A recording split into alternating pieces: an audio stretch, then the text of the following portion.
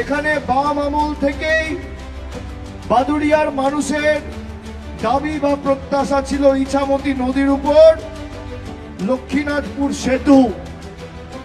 দীর্ঘদিন হয়নি, 100 কোটি টাকা ব্যয় করে সেই কাজ 25 ফুট চওড়া এবং 500 মিটার দৈর্ঘ্যের সেতু ইতিমধ্যেই শেষ হয়েছে। আগামী দিন এর সূচনা হবে, সেতুটা উদ্বোধনের অপেক্ষায়।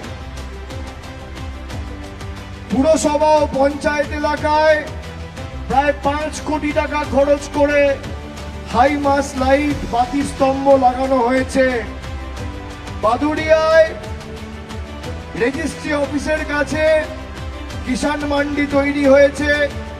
ধান, সরষে, পাট শাক মূল্যে বিক্রি করতে কৃষকরা সেখানে যান এবং তাদের বাড়তি সুবিধা হয়েছে। এই বাদুড়িয়াতে এখানে 93,000 মায়েরা লক্ষ্মীর ভান্ডার পান।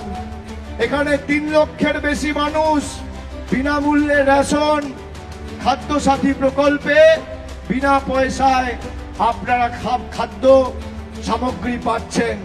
কৃষক বন্ধু প্রকল্পে 57,000 কৃষক ভাইয়েরা রাজ্য সরকার দ্বারা আর্থিক সাহায্য সহযোগিতা পেয়েছেন। 18,715 জনই বাদুড়িয়া থেকে যুব সাথীর টাকা পেয়ে গেছেন গত মাসে। মাসেও পাবেন, পরের মাসেও পাবেন, তারপরের মাসেও পাবেন। এটাই হচ্ছে আমাদের সরকার। পথশ্রী 3 আর পথশ্রী 4 প্রায় 50 কোটি টাকা খরচা করে 110টি রাস্তার নির্মাণ, পুনর্নির্মাণ এবং সংস্কার করা হয়েছে। দীর্ঘদিনের বাদুড়িয়ার কৃষক ভাইদের দাবি একটা কোল্ড স্টোরেজের, একটা হিমঘরের। আমাদের রাজ্য সরকার এই বাজেটে বাংলা জুড়ে 50টা নতুন হিমঘর তৈরি করার কথা বলেছে। সেখানে লিটন জেতার পর আগামী জুন জুলাই মাস থেকে বাদুড়িয়ায় একটা বিশেষ হিমঘর বা কোল্ড স্টোরেজ আমাদের সরকার করবে কৃষক ভাইদের জন্য।